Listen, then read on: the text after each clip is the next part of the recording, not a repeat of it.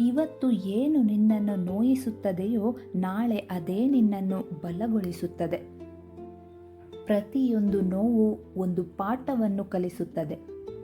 ಪ್ರತಿಯೊಂದು ಪಾಠ ವ್ಯಕ್ತಿಯನ್ನು ಬದಲಾಯಿಸುತ್ತದೆ.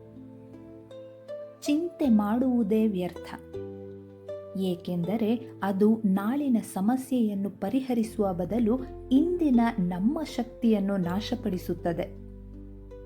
ಮನಸ್ಸು ದುರ್ಬಲವಾಗಿದ್ದಾಗ ಸನ್ನಿವೇಶಗಳೇ ಸಮಸ್ಯೆಗಳಾಗಿ ಪರಿವರ್ತನೆಯಾಗುತ್ತದೆ. ಮನಸ್ಸು ಸಮತೋಲನದಲ್ಲಿದ್ದಾಗ ಸನ್ನಿವೇಶಗಳು ಸವಾಲುಗಳಾಗುತ್ತವೆ. ಮನಸ್ಸು ಪ್ರಬಲವಾಗಿದ್ದಾಗ ಸನ್ನಿವೇಶಗಳು ಅವಕಾಶಗಳಾಗಿ ಬದಲಾಗುತ್ತದೆ.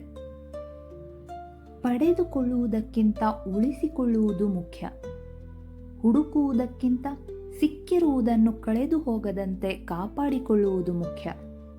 ಅದು ವ್ಯಕ್ತಿಯಾದರೂ ಸರಿ, ವಸ್ತುವಾದರೂ ಸರಿ. ಯಾರೊಬ್ಬರಿಗಾಗಿಯೂ ಅಳಬೇಡಿ, ಅವರು ನಿಮ್ಮ ಕಣ್ಣೀರಿಗೆ ಯೋಗ್ಯರಲ್ಲ.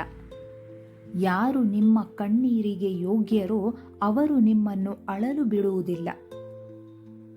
ಎಲ್ಲರನ್ನೂ ಪ್ರೀತಿಸಿ, ಕೆಲವರನ್ನು ಮಾತ್ರ ನಂಬಿ.